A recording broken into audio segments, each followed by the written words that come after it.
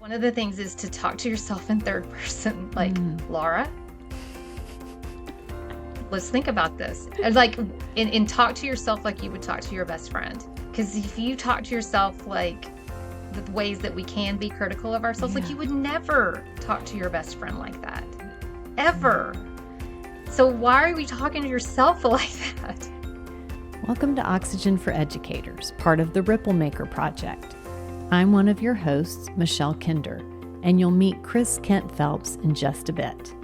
It's our hope to bring you thought-provoking, unscripted conversations full of actionable ideas to fuel your important work in the world.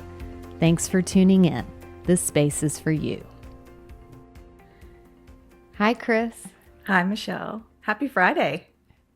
Indeed, same to you. Tell everyone what they're in for, because I am a fan of Laura Lockhart as a person and as a thought partner, and I felt like she offered so much actionable, interesting stuff in this interview. She did. I absolutely loved it. And at one point, she gobsmacked you. That was one of the most fascinating things to me, was to watch your reactions when she dropped these like really insightful intellectual bombs. So I'm really excited to talk to you about some of them. I've never heard gobsmacked you. Like, would that be a verb? I'm a little rusty on my... You were gobsmacked. Yes. No, Yes. There was just this awe, and it was in the best possible way, because you were in your like nerd out mode. You were so excited to have like a new thing to think about. So I just really loved it. She was awesome. She has that effect on me for sure. Well, let's hear did from her. Tell everyone her bio. Okay, I'll do it. So she's been in education for over 20 years, and we should say Dr. Laura Lockhart. I'm beginning to feel like an underachiever because we've had quite a few people with doctorate titles lately. 100% you are. Just kidding. You do have the Fridays. Okay, I loved that she said that she and her husband both viewed education as a shared passion and path. And I thought that probably equipped her to be a coach's wife, which is hard in itself. So I love that she pointed that out. She's been a teacher, an assistant principal, district office administrator in both curriculum instruction and student services, and currently serves as Director of Learning and Development for Meteor Education, which specializes in creating pro-social learning environments. And I thought Ms. Lopez really needs to know about Meteor Education because of what they specialize in and her desire for flexible seating. Dr. Laura Lockhart most recently earned her doctorate of education in organizational leadership from ACU with a dissertation that's my love language, and I know we're going to talk about that. She has a passion for curriculum and data, but always knew she couldn't advance those causes if, as she says, we didn't love each other. We need to love each other and create this space so that we can then learn. That was just, I loved it. And I was so excited to know that she's an Oxygen for Educators listener. I appreciated that feedback so much. Thank you, Dr. Laura, for sharing that. And my takeaway was just this interview to me was a masterclass in self-reflection and handling conflict. So I think listeners are in for a big treat. I would have your notepads ready if you can. Awesome. Let's hear, and we'll be back to unpack.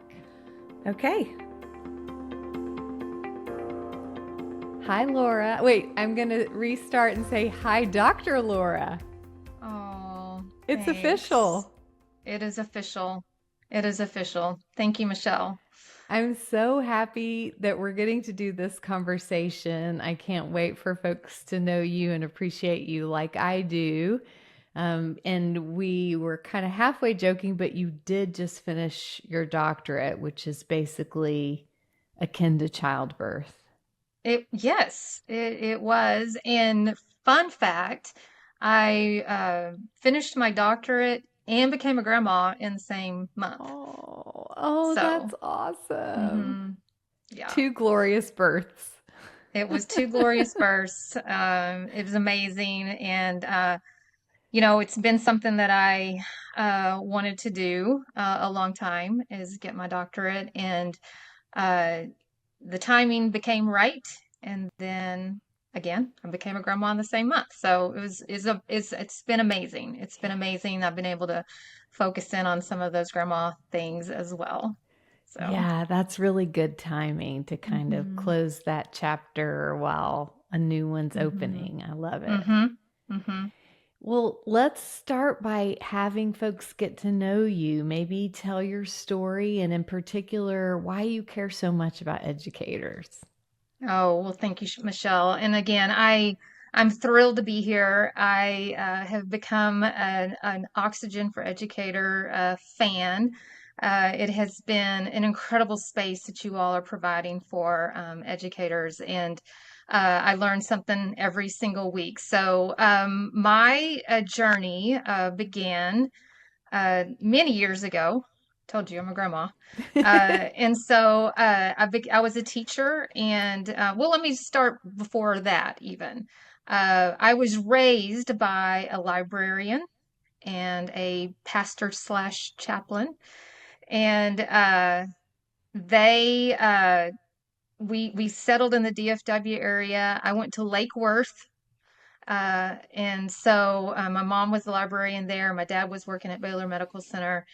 I went to junior college instead of straight to college, and that's where I met my future husband. So when we finally ended up at Sam Houston State, because we both wanted to be teachers, everybody thought we were high school sweethearts, and I said, nope, we're junior college sweethearts. And so we both got our education degrees. He comes from a family of educators, Jordan, my husband, and we both knew that that's what we wanted to do. That was our passion and our path. And so began, as a teacher. I didn't teach that long. I taught for about 6 years in different settings.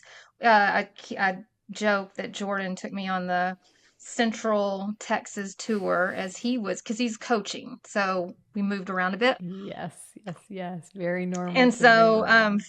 finally we settled in the DFW area, in the Keller area.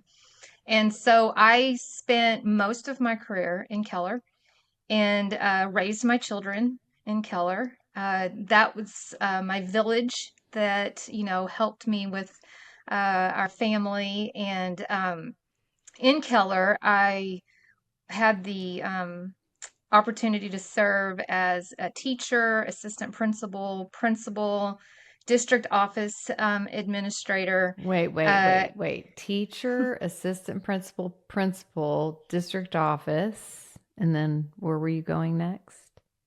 well, I was going to say, when I was in the district office, I did both curriculum instruction and then also student services. Wow. Now I have moved into the director of learning and development for media education, which is kind of that intersection of really continuing to serve, teachers, and helping them with creating innovative learning environments and spaces where, relationships can continue to thrive, and being able to collaborate, pro-social Mm. learning spaces. And so I work with Meteor and leadership development, as well as learning and development in different areas that people, adult learning. And it's just been a beautiful way to take the things that I know as far as education is concerned, and move it into adult learning in serving in this way. So. You've sat in almost every seat there is in Mm. education at some point. Close to it, except for superintendent. Did Yeah, not yeah. sit in that Like seat. I'm out. Uh, but I will say, as I had such incredible experiences, like it was 21 years in Keller and 28 years total. And the experiences that I had and the things that we were able to accomplish together were amazing. You know, one of the things is, I was thinking about, telling my story and education, how important it is to me. Um, there were just so many experiences as, whenever I served as a principal, when I served as an assistant principal, in that, you know, working to create collaboration with the adults. The relationships were the most important thing in as far as our students were concerned. And I always just leaned into that as much as I loved it, instruction and curriculum and data analysis. It was all about relationships first, with the adults in the room, as well as with our children. And so something that I was thinking about, again, I've been a part of the Oxygen for Educators space, and I just listened to Dr. Helm out at Wiley. And my last 5 years was area director of student services. And I would have given anything to have been able to collaborate with her, and uh, the way that she approaches that position, with being proactive rather than reactive. I had the very similar situation, and where the superintendent came to me, and we were working through student services, and I was like, that's I'm not sure that's because it's like a firefighter. Sometimes there's a lot of conflict that comes through. Uh, Investigations, discipline hearings, like that is no. I'm more proactive, but I did similar things to what she did, as far as focusing on the restorative practices, the positive behavior intervention supports, trauma informed instruction, all of those sorts of things to help build those cultures that were so important, so that we wouldn't get to those other things. So, and relationships being at the center in some ways is like the nucleus of proactive discipline, or whatever the word would be. How did you come to know? Was it intuitive? Was it a mentor? Was it your family? Like, how did you know relationships were at the center of all of this? As a teacher, it became, because we don't, in in preparation programs, you don't get a whole lot of this kind of information and knowledge. It's a lot of pedagogy. But my first experience out at on Alaska, it was a K-8. Everybody thought I worked in Alaska. I did not. I worked on Alaska. It's out in East Does Texas. sound very. It sounds very seriously. Whoa! Wait. What? Oh. Yeah, no, it wasn't. It wasn't Alaska. It was on Alaska. But my first, just stepping into the classroom, it was immediate to me that it was more about these little people, and my relationship with them, and how important it was to, I could be the smartest, most instructionally sound teacher ever, but I was never going to get through or build any sort of culture or space in my classroom if we didn't love each other. And I think I was doing circles and morning meetings before they were cool. We'd just sit in the floor, and we'd have our little talking stick or talking ball or whatever it was. And we would, just making sure that everybody had space and that I was listening to them. Michelle, it just is one of those things that just, obviously I was raised by people who were socially in tune, and relationships were so important to them, that I walked in and I was like, this is the priority, is that, we need to love each other and create this space so that we can then learn together. What did you notice about your own well-being when you were working from that relationship-centered place versus when you got off-center and kind of lost your way a little, if you ever did? Oh, yes, Michelle. I think that's part of being human and real. And honest is that, you will lose your way. Hmm. Um, you know, it was always, and when I lost my way, it was whenever the focus was on the wrong thing. And I was working with a coach just the other day and on a few things. And it's sometimes, we have our strengths, our things that we're really, sometimes when we overuse those strengths and like we're too far into, let's say, achiever or Mhm. whatever it is, like that's when I'm not well. I'm Mhm. overusing my Mhm. strengths. I'm not well. I'm Oof. not, I'm not I'm not being mindful of where I am in the world and what people need from me. And Mm. so that's what is extremely important to me is that I stay grounded, but I'm not always grounded. Mm. It's something that I'm always continuously working on. I don't know why I'm having an emotional reaction to what you just said, but I think it's because it's different than how we usually talk about it. Like, I think when often when we've lost our way, we interrogate, how am I working out of my weaknesses? Mm-hmm. And what you just said is, when you lose your way, sometimes it's because you're overusing your strengths and you get out of Mm-hmm. balance. Like, I think Mm-hmm. that's such an interesting lens on it. Mm-hmm. And I can Mm-hmm. see it in myself immediately. I know exactly what you mean. Mm-hmm. Mm-hmm. It will get me in Woof. trouble. Yeah. Yeah. And It will get me in deplete trouble. us in ways that Mm-hmm. doesn't get talked about very, like, it gets talked about that we get depleted when we're not working in our strengths, but it doesn't get talked about that we get depleted when we overuse our strengths as much. Mm-hmm. That's interesting to Mm-hmm. me. Mm-hmm. I'm feeling really insecure that Katie's listening because I'm thinking she's like, oh, I can tell you 10 ways you overuse your strengths that drive me crazy. I'll have to give her time and space to fill me in later on what she notices. Mercy. That's really helpful. Thank you Awesome. for that, Laura. Mm-hmm. One of the Absolutely. things I was so excited about talking about today is your dissertation and the Mm-hmm. practical applications of what you learned. So, can you fill folks in on what you studied? Absolutely. So I'll back up a little bit. My last 5 years, like I told you, was in student services.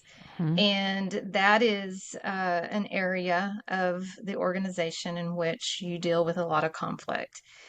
Not that did, I wasn't a master at managing conflict whenever I was the principal of the building, but I got to deal with a lot of conflict that I Hmm. didn't necessarily cause.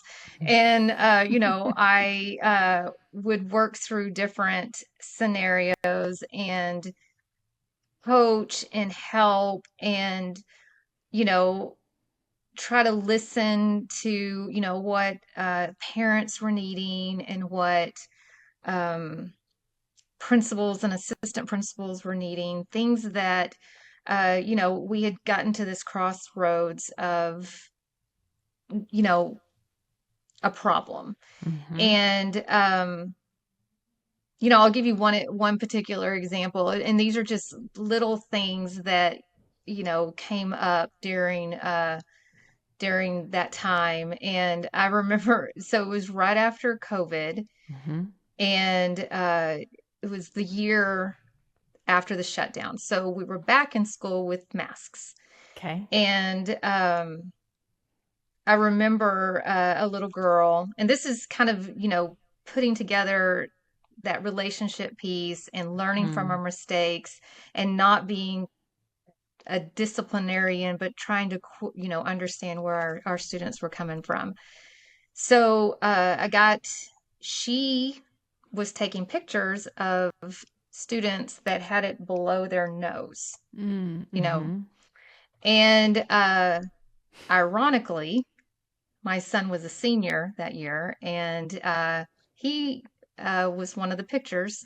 That was a whole nother parent conversation later. But she was posting these online, and this is what kids do, right? And Yeah. so she was posting these things online, and she was shaming and telling the people that that they needed to be better, all of these sorts of things. And so anyway, the assistant principal called me, and she said, hey, I have a lot of parents that are upset about this. We need to figure out what we need to do. Your son's one of them. Great. And but I said, before we start like diving into discipline issues here, talk to her. Mm-hmm. Why is this happening? Why is she doing this? And so what we learned is that, she had had a family member pass away from COVID.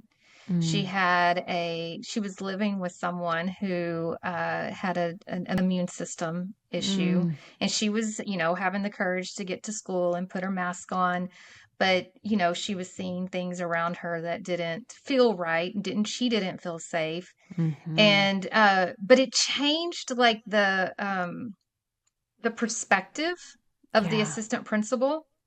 And she's like, oh, and not that she didn't get consequences, Right. right? But we used it as a learning experience on how she could advocate for her needs versus the way that she Yeah. had decided to do that.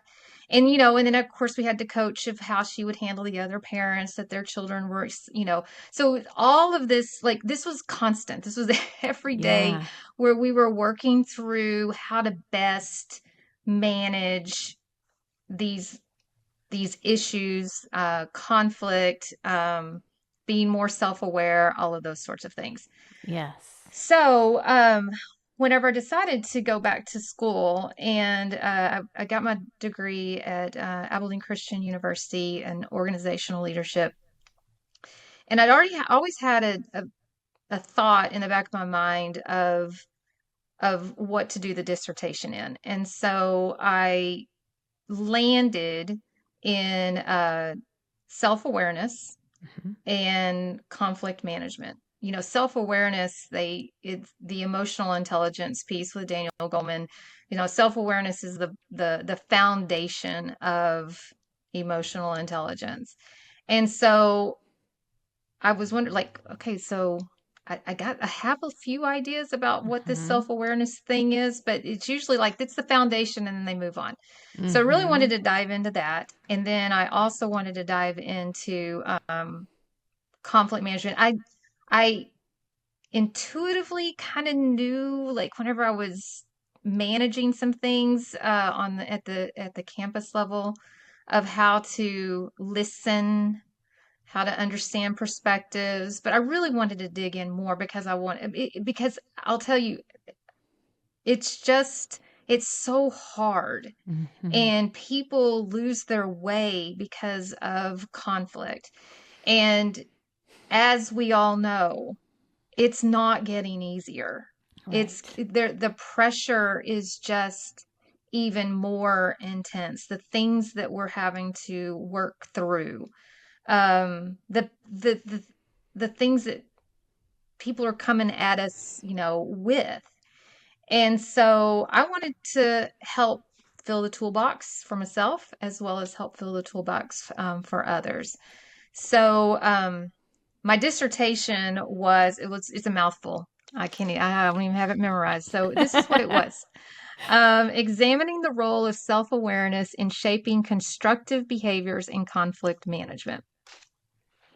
So that's what I landed on, and it's a principal perspective. So I did it from the leadership perspective because at the time that was, in they're getting pressure from all different areas, but all educators do, like Mm-hmm. all the time. You're Mm-hmm. getting pressure from your families. You're getting pressure from, the administration above you, the, students. I mean, all of these sorts of things. And how do you actually manage yourself in those Mm-hmm. situations? So one of the classes that I took was on mediation. Mm-hmm. conflict management and mediation. And in that course, we took a assessment called the Conflict Dynamics Profile. Eckerd College and the Center of Creative Leadership created the tool. And what I loved about it, and I had, and I'd done conflict management and I'd done some things with, the Thomas Kilmann model, other models and things like that. And they're all extremely important. The difference between this one was about behaviors, and it was Mm. about constructive behaviors, destructive behaviors, and then my favorite, hot buttons. So it gives you an assessment of how you do in each of these things. And then you kind of work through things that you're really good at that you need to lean into, and then things that you're not really great at and that, you need to do better, Mm-hmm. with. Okay. And tell me about, in looking at that self awareness and conflict management and using, did you use the tool with the principles? Hmm. Hmm. Okay. Okay. Keep So, going. yeah. So, I, first of all, I was going to say, whenever I was the director of student services, that's when you came into my life. You didn't know that, but you did. I learned words such as amygdala hijack and settling your glitter, all of those sorts of things by listening to the counselors who would come back from the Momentous Institute and share all the wonderful things that they were learning. And then also uh, when you, the Changing the Odds conference, I was able to see you the first time interview Brian Stevenson, which was Oh, yeah. amazing. And but so you kind of laid that foundation of like understanding that emotional piece. So for example, with constructive behaviors, it's things like whenever you are in a conflict, are you delaying your response so Mm-hmm. that you don't have that amygdala hijack? Are you understanding people's other, perspective? Like what else could be true? Where are they coming from, with this concern? Uh, Being able to express your emotions, not being emotional, but being able to express emotions, being able to reach out, being the bigger person, and taking charge of that.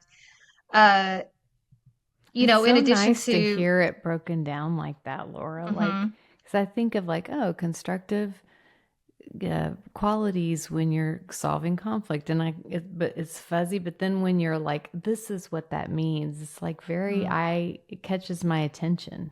mhm. Okay, I think I get it. Yeah. Yeah. And so that self-awareness that you were talking about is understanding like your behaviors in conflict. And so Mm-hmm. that's what's so great about the assessment is that you can uh, see what your strengths are. And Mm-hmm. then then there were some aha moments. And so I did use like you said, the tool with the principles, and we would go through their results and talk through it. Hmm. And in addition to me gathering the research that I needed, they were constantly like learning about, their strengths and weaknesses. We would talk about different things that worked for them, as well as, things that they needed to do better. Um, it's interesting, some of the pieces of the destructive uh, behaviors, things like winning at all cost, Hmm. not being able to like not being adaptable, avoiding, 'cause that's the most popular one, is being, avoiding conflict. There's a whole list of them. But Hmm. one of the things that I found in my research, and I also was able to do this with the leadership development at Meteor, probably about 70 different uh, assessments and coaching conversations, and then of course with the the the principles that I use for my research. And I don't know, across the United States or the world, what the CDP results would show, but over and over and over, one of the destructive behaviors is self-criticism. Interesting. Over and over and over, it spiked on all the principles that I, worked with. It spikes a lot. And so reflective thinking on the constructive side is a Uh-huh. good thing. Uh-huh. But then if you just continue to ruminate and continue to just go down this like spiraling hole, then it becomes self-critical. And it doesn't help you solve problems. It doesn't help you uh, to show up well during conflict. So I was going to ask Mm. you, like, why do you think that spikes so hard and so high, that self-critical piece, whenever we're in conflict? Ooh, that's so juicy. And well, first of all, let me say that as you were describing those two, I was like, oh, you can overlay that almost exactly on the nervous system work. Mm-hmm. That like the destructive behaviors or when we're in a survival state, how we might show up, Mm-hmm. and the Mm-hmm. constructive or when we're in that ventral vagal safe and connected Mm-hmm. nervous system state. That was the first thing that popped for me. And your question about the self-critical, am I Mm-hmm. using the right word? Is that the word you Mm-hmm. use? Self-critical? Self-criticizing. Uh-huh. Yeah, self-criticizing being so prominent.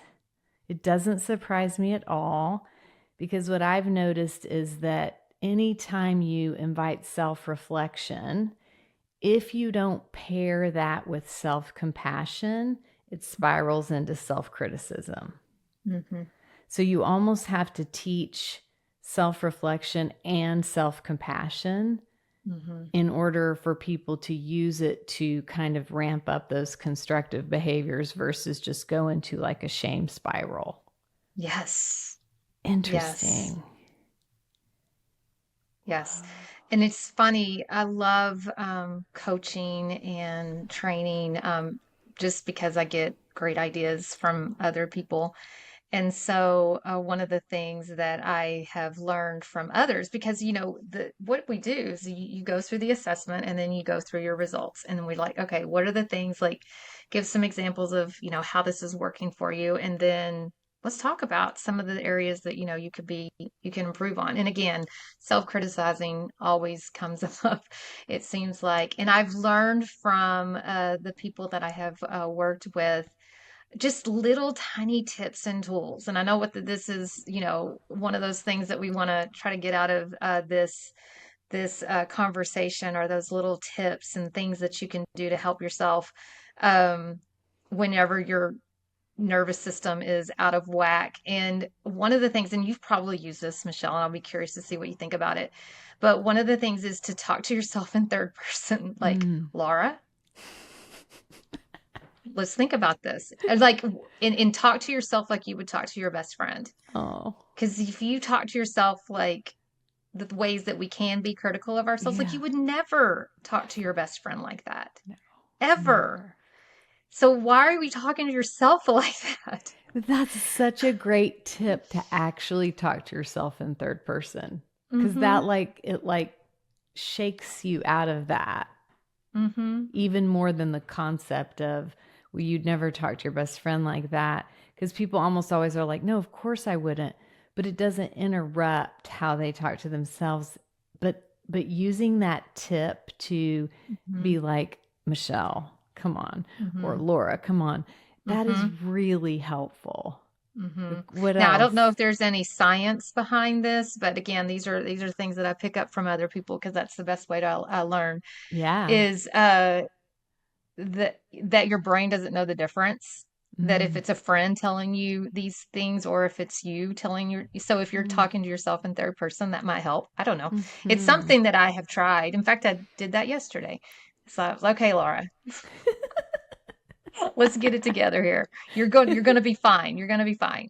So Oh. anyway, those sort of tips. And another tip with that self-criticizing piece is that, again, being reflective is so important. It's so important. Again, that's back to that self-awareness. We need to know how we're Mm. impacting and how we're showing up and how our words, all of those sorts of things. It's so important. But then we start to spiral and we start to ruminate. And some tips that I've heard from people that I've worked with is that, I'm going to let myself do this for 5 more minutes, Mm-hmm. and then we're going to move on. Like Put a timer on recognizing it, it. naming it. Yeah, naming it, recognizing it, put a timer on it, Yeah. and then do something that shifts your emotional being. And again, you do such a great job with all of these sorts of things. And I recently read Ethan Cross's book called Shift. It's his new one. He wrote Chatter, and he talks about how to get yourself out of that ruminating piece, and how to, and shifting your space, Mm. shifting the senses of being able to um you know listen to music, like all these different Mm. little tools. And he equates it to, we all need a toolbox, and we all need to, we all exercise, or we try to exercise, but we all, it's not that the same things don't fit all of us. So what Mm. works, shifting your attention, shifting your perspective a lot. And I know that Dr. Helm talked about that perspective piece, and that is so, so important to ask, what else could be true here? Mm. What's the story that I'm telling myself? What's going, just being able to understand, someone, what is it called, when you step into someone others, Mm-hmm. shoes, and just get out of that spiral. So I Mm. don't know, what are some things that that makes you think about? Oof. Well, first of all, I love that there's space for the ruminating, but it's time limited. Because I think Mm-hmm. sometimes when I am caught in that like churn, it feels circular, but sometimes it feels productive. Mm-hmm. And so I like to ask myself which one it is. And if it feels Mm-hmm. circular, I try to move to the shift quicker. If I feel like something is working itself out and I'm moving through something, then I try to give it more space. But Mm-hmm. I love the timer. I love the, okay, I'm going to sit with this and then I'm going to shift. So, Mm-hmm. so cool for all those reasons. Love the embodied piece of everything you're talking about, like inviting the senses, Mm-hmm. music, smells, getting up and moving your body, Mm-hmm. all those things to me. Anytime we can invite the whole body to the party, or the spirit, the emotions, not just the mental facet, you Mm-hmm. always have a better shot at a fair fight, Mm-hmm. when you can kind of bring it all to bear. So that feels powerful to me. And I think about like when my kids were little, and I knew they were spiraling because they were hungry or tired or upset or whatever. And and there were times when you knew you could not logic, you couldn't meet them logic to logic, Mm-hmm. because they were just all emotion, or all unraveling. So often the reset was just a shift that could feel random, like putting on a Mm-hmm. piece of music that shifted Mm-hmm. their state, feeding, just meeting their Yes. needs. Like Yes. Glennon Yes. Doyle talks about how so many of her problems can be solved by a glass of water.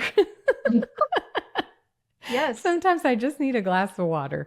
Mm-hmm. Yeah, so I Mm-hmm. think that's so engaging. The idea of, Mm-hmm. first of all, how prevalent the self criticism is, so we don't feel Mm-hmm. alone in the fact that we all go there, and then some ways to interrupt it.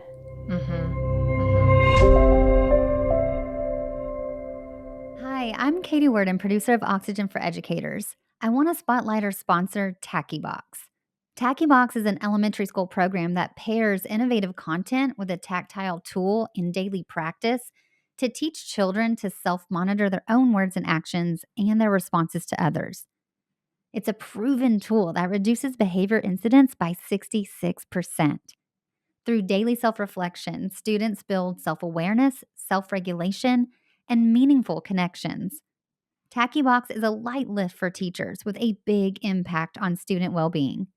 Go to tackybox.com to learn more and become a TackyBox district. What else? This is so Yeah. good, Laura. What else did you learn or have you been learning in your coaching around this So material?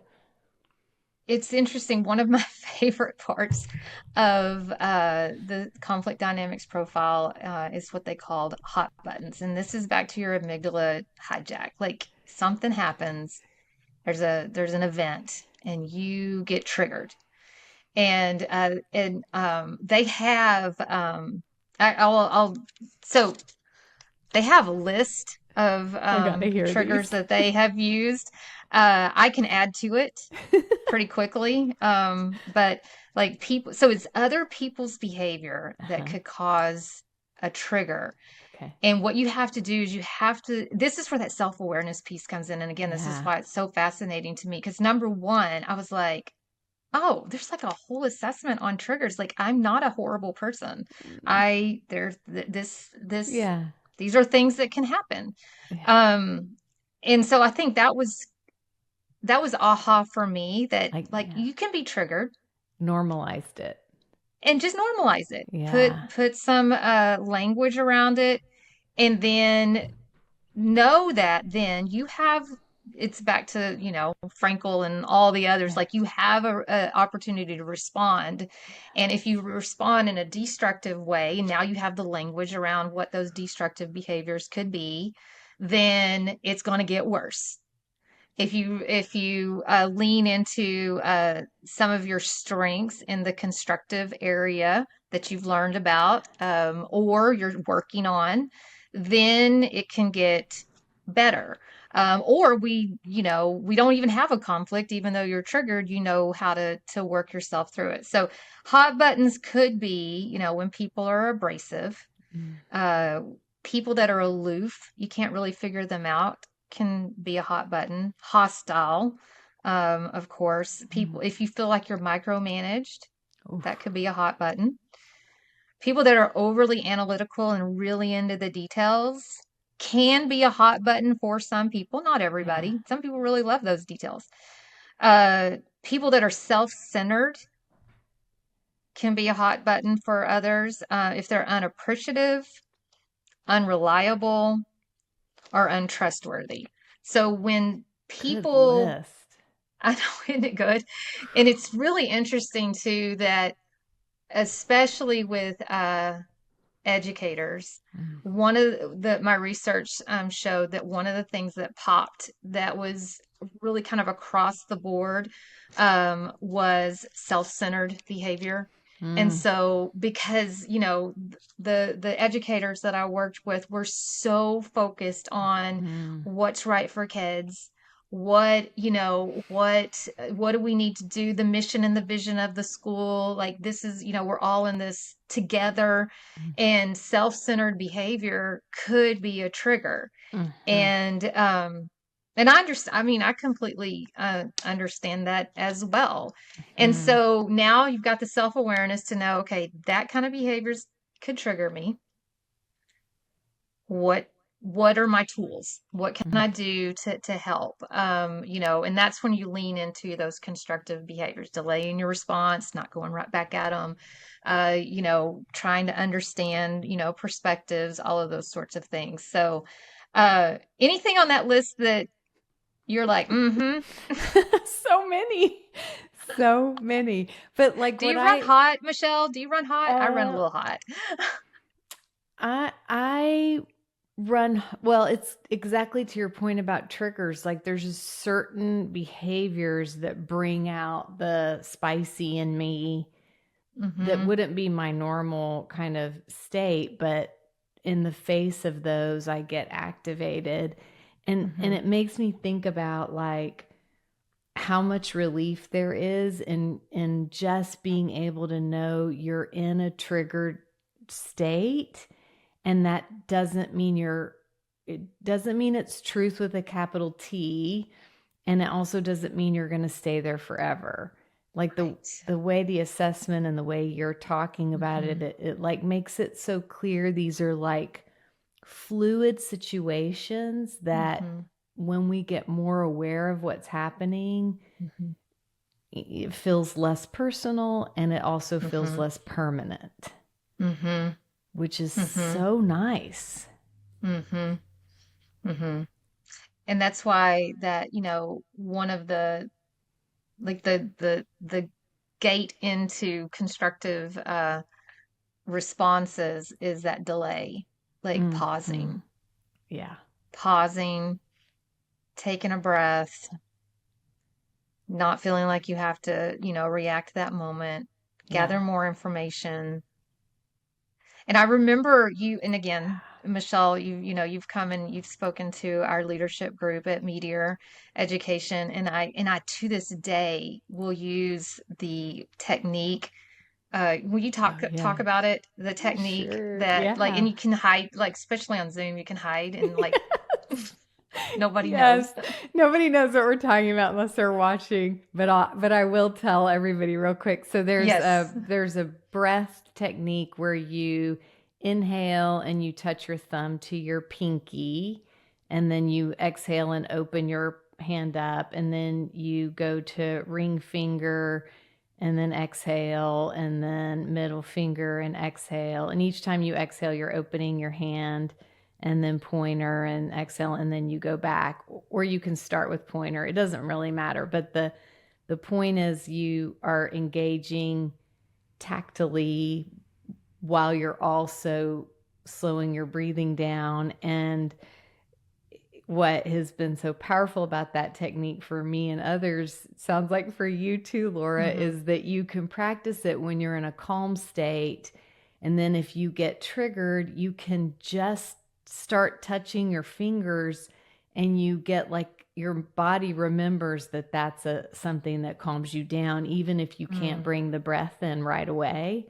And you can do it anywhere, and no one needs to know you're doing it. You can hide it behind a crossed arm or under your leg, or however you need to do it. It just kind of brings you back into your body and brings you into that more rhythmic, regulated breath, which anytime we take a deep breath, it's a sign to our nervous systems that we're safe, because in the way back times, if we were ever in true life threat, we would never stop to take a deep breath. We would run the heck away from that saber-toothed tiger, so to speak.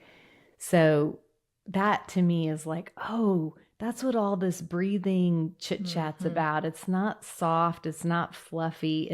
It's a literal signal to our nervous system that there's a distinction between the saber-toothed tiger and a snarky email or whatever, Absolutely. Because if not, our like you said, with the voice, with how we talk to ourselves, like our nervous systems don't distinguish. So in present day 2025, most of us are walking around with fight, flight, or shutdown a majority of the day, as if we're being chased by something that could kill us.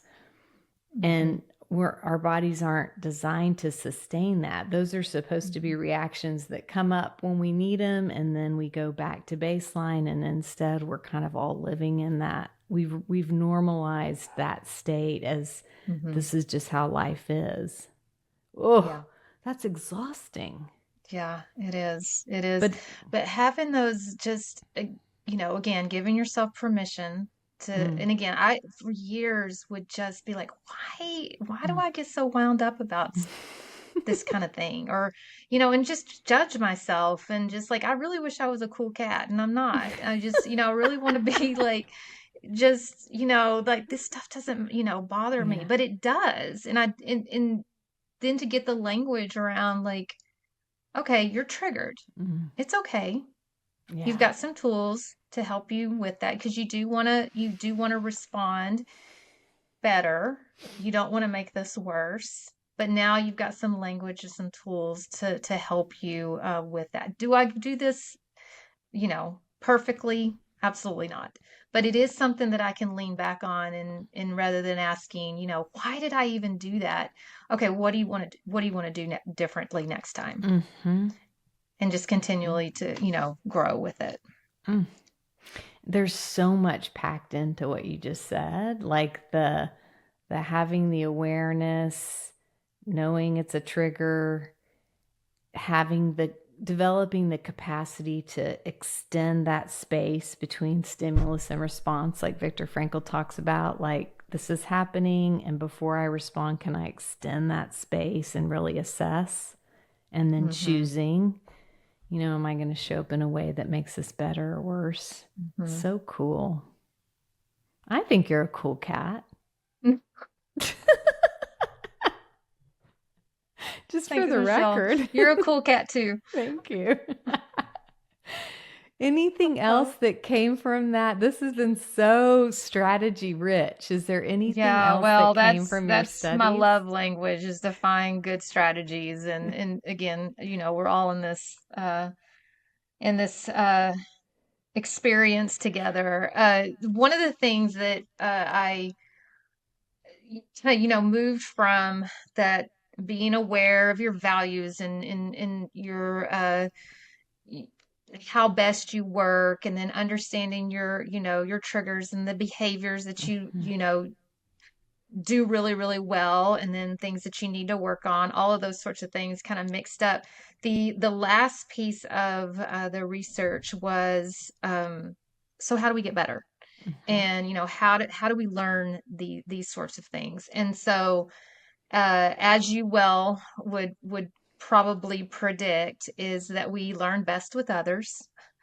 We learn best in community and real life work. And so spent some time with each of the principals talking about in educators, how do you best learn? And it's always you have your own reflective pieces, but being able to learn with others, to that social learning. And even, and you use this term a lot, is being able to talk about these sorts of things, and what do you call it, co-regulating, and feeding off of each other, and knowing that you're not alone in this work.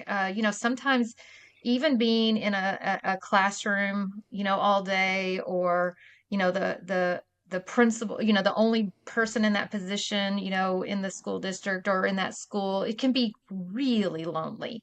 Yeah. So just being able to get together and work through, what's working, what's not working. Sometimes it lifts.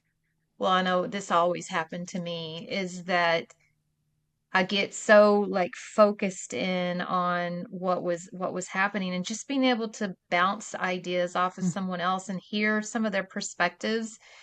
It gets you it gets you into problem solving mode rather than that ruminating piece.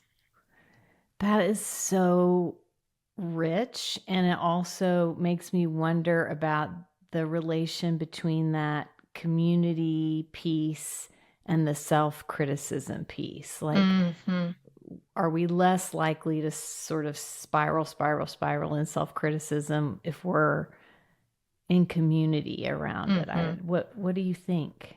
Absolutely. I mean, I think it helps. It helps you get out of that ruminating, just to be able to talk to someone and get it out, and get it out in the world, but rather than inside your head. And being able to work with someone on, they may have an idea, or sometimes they're just listening.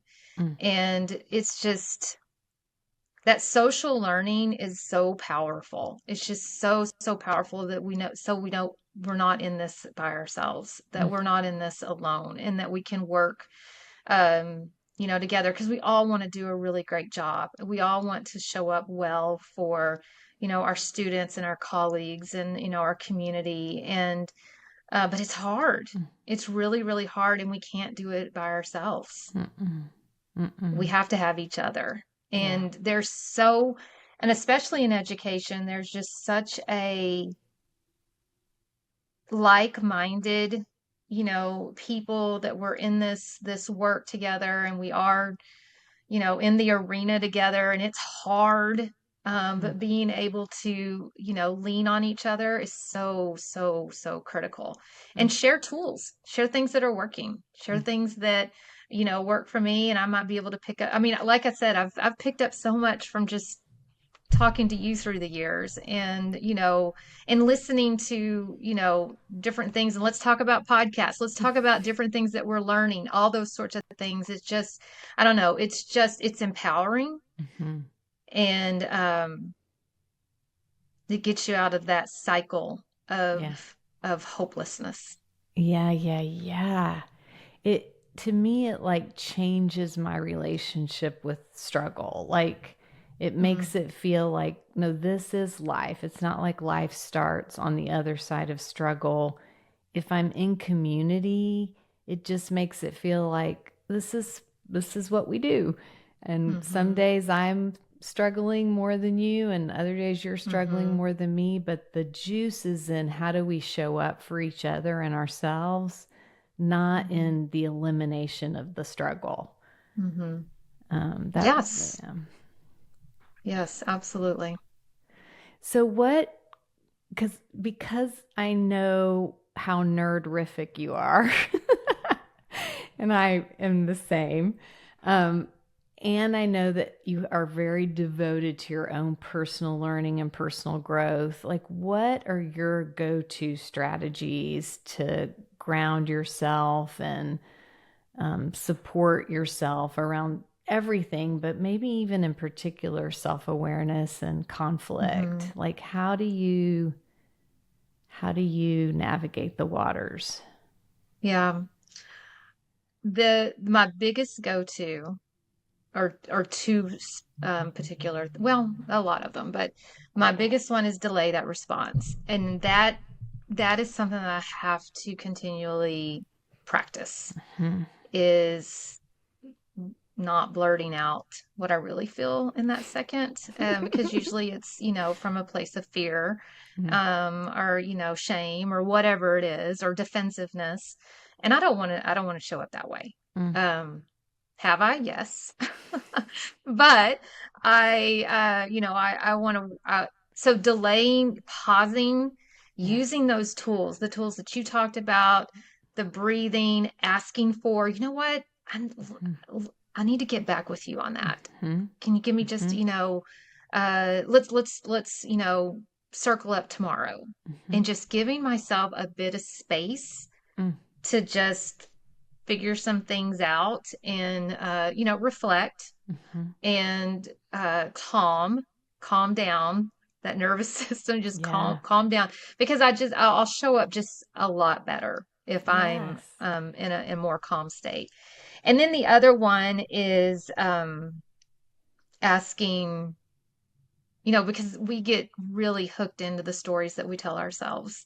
And so really trying to understand what else could be true, asking, help me understand. I don't think I'm getting this. What are you thinking? And that, not only does it help you delay your response because it buys a little bit of time, but you also can respond in such a more intelligent way. You know where they're coming from. You know what, and instead of just, just rattling off all the defenses and rattling off, what you're feeling, the conversation that you can have then is much more rich and meaningful, because you understand where they're coming from. You understand, like, okay, you get a little bit of data, and like, okay, all right, now I think I understand a little bit better about how maybe we can move to the next, phase of this conversation, or whatever it is. So those are, again, I use a lot of the others, but those are kind of my go-tos is just to delay, give myself a second, and then understand the perspective of the other person. Makes me think of the story you told about the girl who was taking the pictures, like, and your instinct to be like, talk to her, Just find talk out to her. what's behind. And I can't remember who says that curiosity is like the gateway to Yes. a lot of other things, like empathy, creativity, innovation. Like it's a bridge. Mm-hmm. It absolutely is. And, you know, being able to go into situations, issues, good or bad, with curiosity and just a love of learning and understanding the other person is I'm better whenever I'm in that state of just understanding, where other people are coming from. So lovely. Did we cover everything that you wanted to hit on today, or did we miss anything? No, I think thank you for letting me put my dissertation out into the world. It was one of those, again, it was a lifelong, work for me. And then as I continued to mentor, coach, and support educators, we just don't get those tools a lot of times. And I really, really wanted to understand behaviors and conflict a little bit better. I don't even like the word conflict, but it's one of those things that we have to, we're finding ourselves in more and more these days. And so what are the things that actually I can control? I can't control what's going on. All right. I can't control how people are showing up, in my space. But what I can control are my behaviors. Yeah. And just being able to dig into that a little bit more with the conflict dynamics profile and the self-awareness piece, and then also understanding how we can continually get better as we work in community with each other was kind of that sums it all up as far as what I learned. And hopefully it'll help. It's so valuable what you chose to study, and so timely. So timely. I think that our relationship to ourselves, to each other, and to conflict are going to define the next 10, 20 years for sure, if they aren't already. Yes. Absolutely. Well, thank you, Laura. I could talk to you for 10 hours straight and not get bored. I just find you so interesting and smart and delightful and self-reflective. And so thank you for finishing the dissertation. I know it was hard, and you did it. Yay. I did do it. And thank you, Michelle. What you all are doing with this podcast and then the other work that you're doing is just so needed. And, it's a nice break and respite in my week to listen to who you have on, and then just the way that you and Chris reflect on things, and the pulling things out at the end. This is just a really incredible space that you're providing for educators, and thank you for that. Thank you so much. Well, we'll talk to you soon. Always welcome to come back and share more of what you're learning. And thank you for being you. Thank you, Michelle. Bye. Bye-bye. Welcome back, Chris. Thank you. You called it about the masterclass. She has clearly really sat with this material and not just kept it in the dissertation zone, but really pulled it into the application space. And it was so fun to learn from her.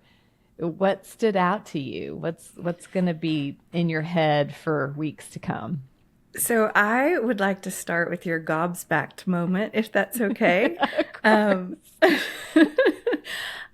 The statement that really got you and got me was, we're depleted or out of balance when we overuse our strengths. And that just, I really had the moment of like, I could see the clouds parting and the light coming in and hear the angels of, the choirs of angels singing, because it made so much sense to me. That was your microdosing. That wasn't. I've never thought about it that way. I've just never thought about it that way. And so you actually made the comment that you were having an emotional reaction and you didn't know why. So knowing you've thought about it since then. And I'm just curious if you figured that out, or just what that made you, why did your jaw drop? Yeah, it was for sure because it's not in the lexicon like it should be. Like, I have heard that, but I hadn't thought about it in years. And it's not as much as strengths-based work is talked about, the overuse of strengths is just underrepresented in the conversation. And so I think I think the reaction was, when your body hears truth, not just your mind, but like, I feel like my body heard something that felt true. And it felt like one of those truths that gives you like a different way to explore and examine your own way you're going through the world. So yeah, it really captured me, and it just feels like like the overuse of strengths also to me feels like it's in line with just the kind of grind culture. Like, if something is working or good or whatever, you just like take it so far that it can take you into the depletion zone or into you cross from helpful to hurtful. Like, I don't know.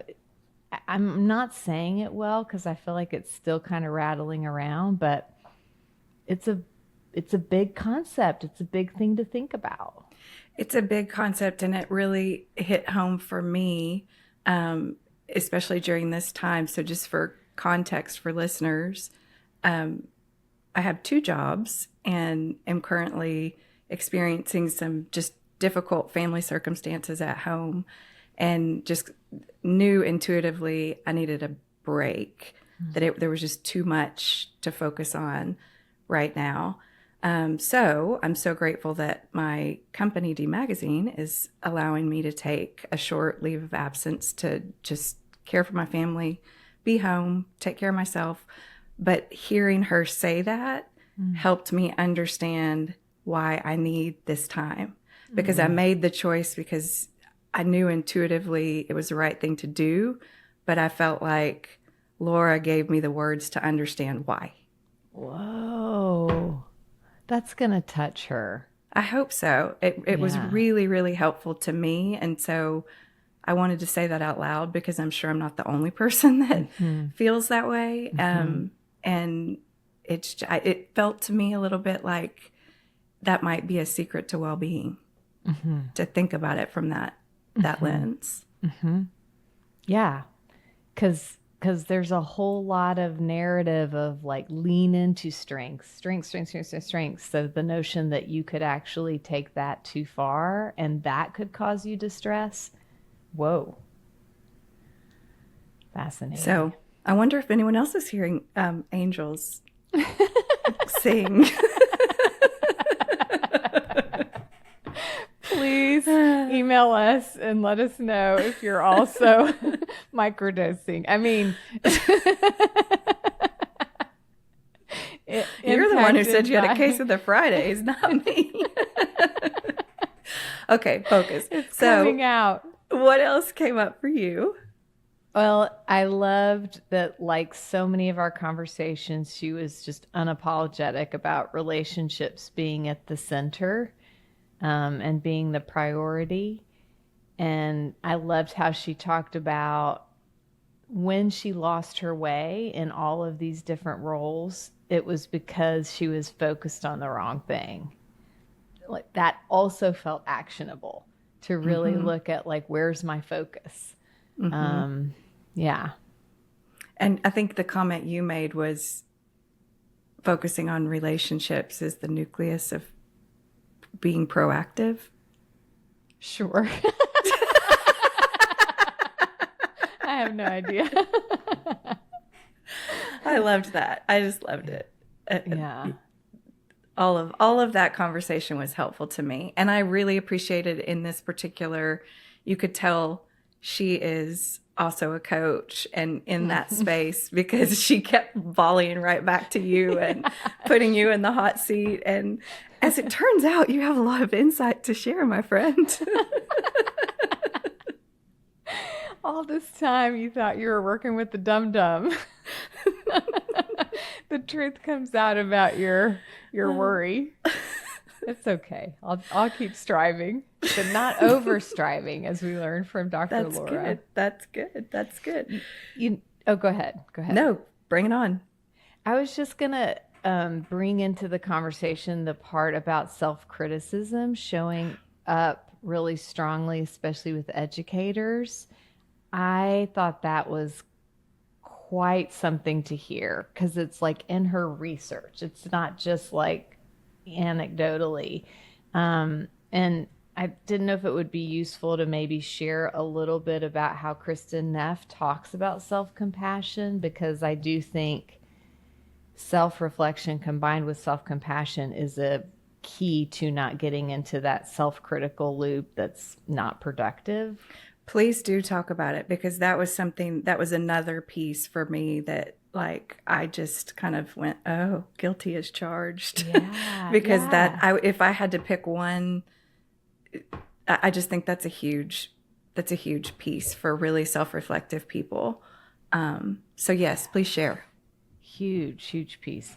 Okay, so the way Kristen Neff defines self-compassion is that you notice your own suffering, you feel moved by it. And I like to think of this as steps. Like you notice your own suffering, step one.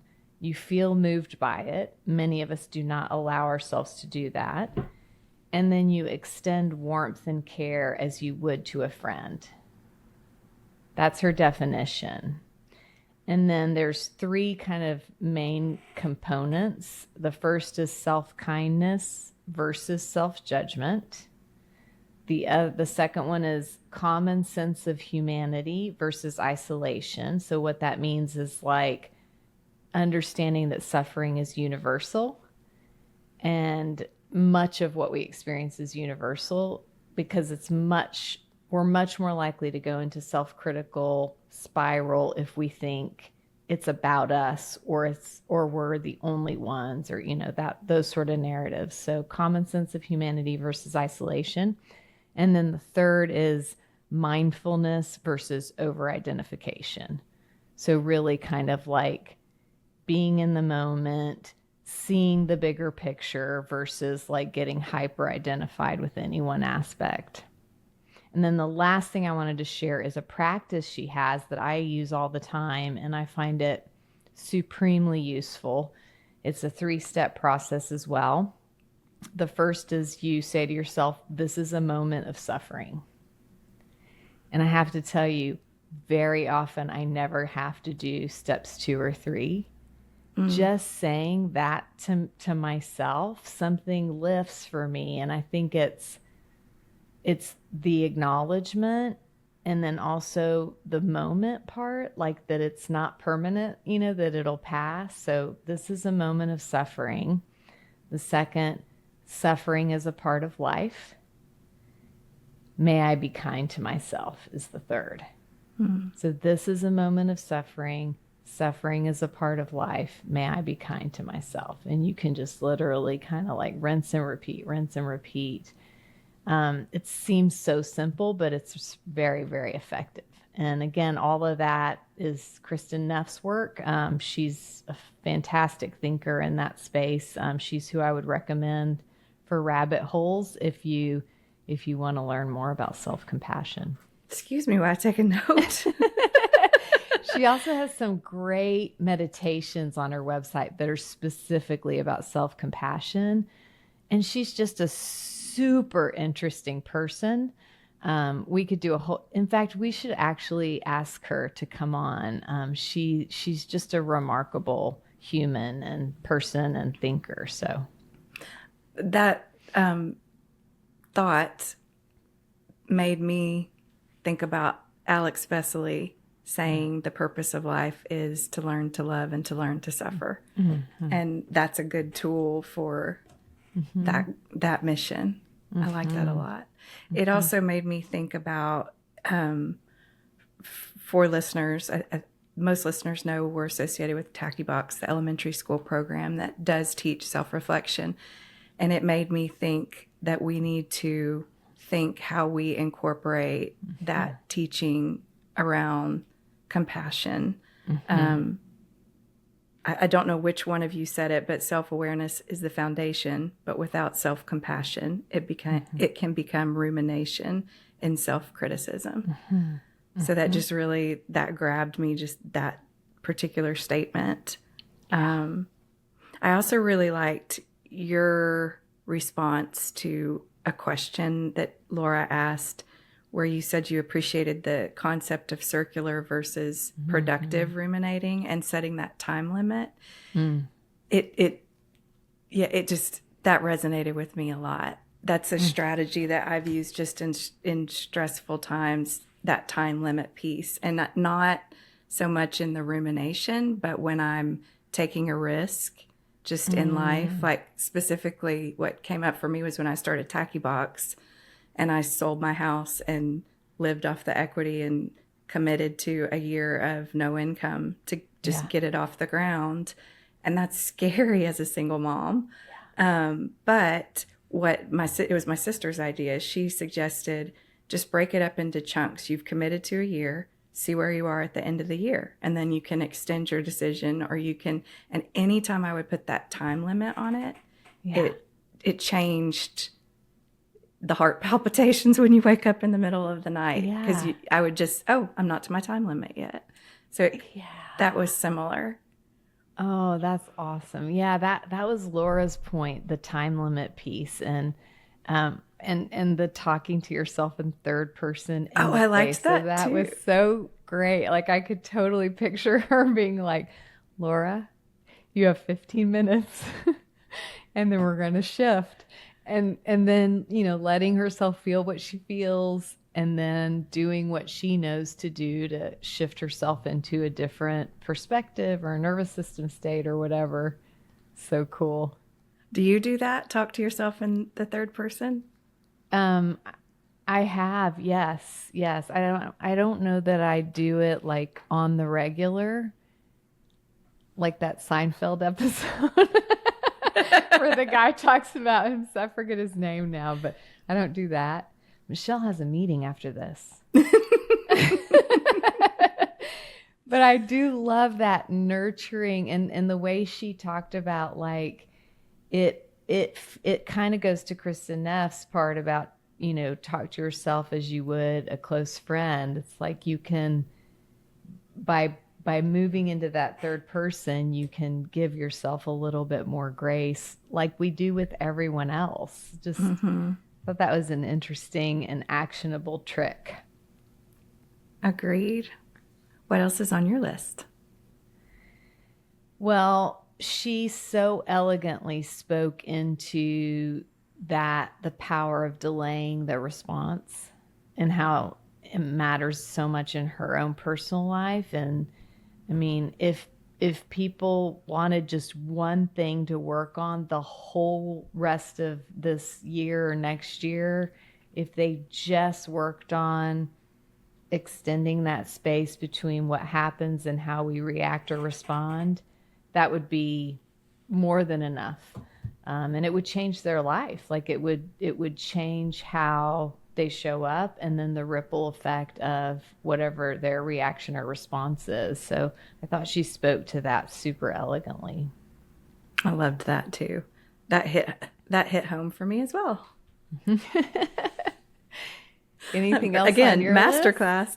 That was a masterclass. I liked the discussion around learning best in community. Yeah. And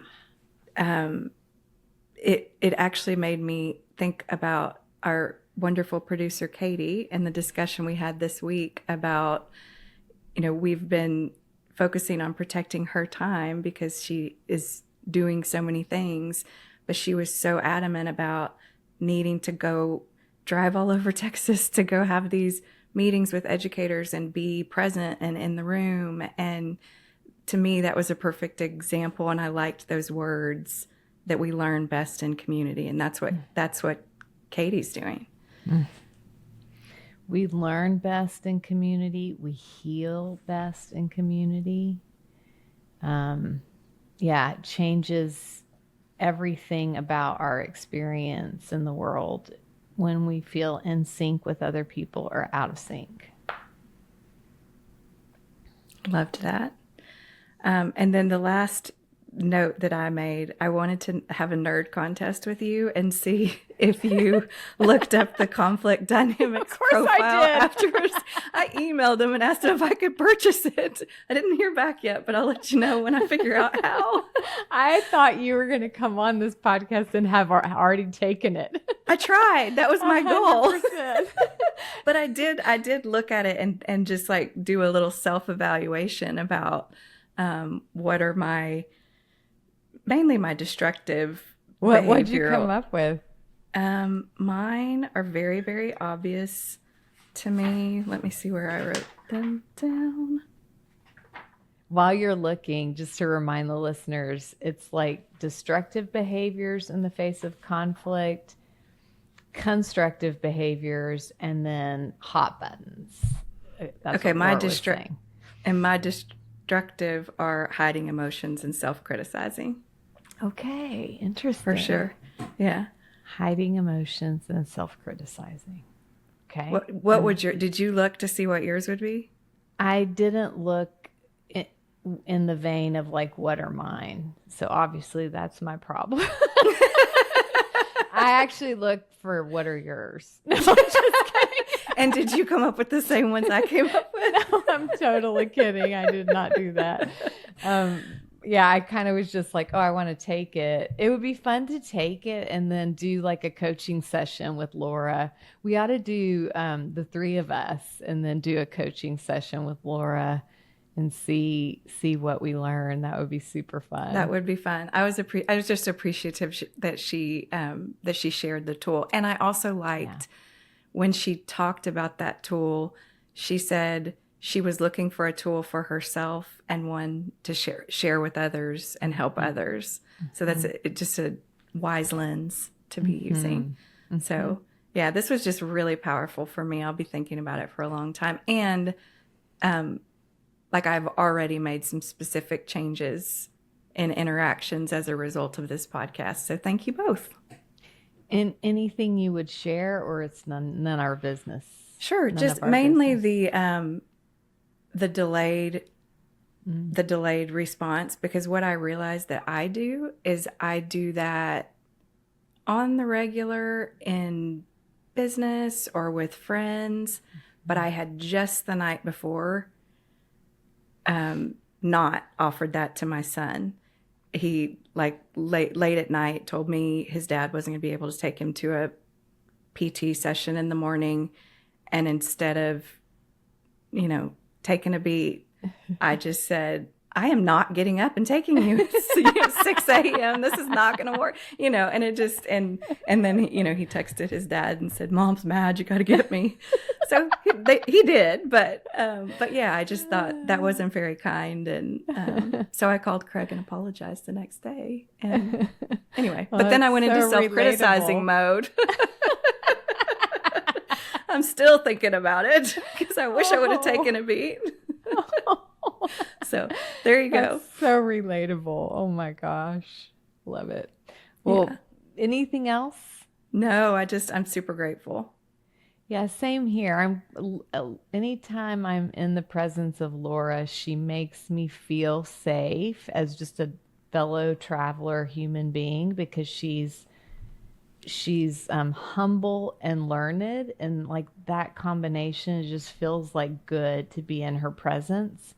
And she makes me think, and I can't think of a more generous combination. And I love that she cares so much and has such deep roots in education, and hopefully her hard work getting that dissertation over the finish line is going to serve people listening. And we would love to hear from you and hear how, if at all, things are popping for you from the podcast that you're building into your own life. If you have people that we should be interviewing or topics that we should be covering, we want to hear from you. And a huge thanks to you, Chris, and of course to Katie. And I guess we'll see everybody next week. Sounds good. Thanks for joining us for this episode of Oxygen for Educators. Please like, share, and follow, and if inclined, leave us a 5-star review so that we can keep making content for you. Let us hear from you if you know someone we should interview or a topic we should cover.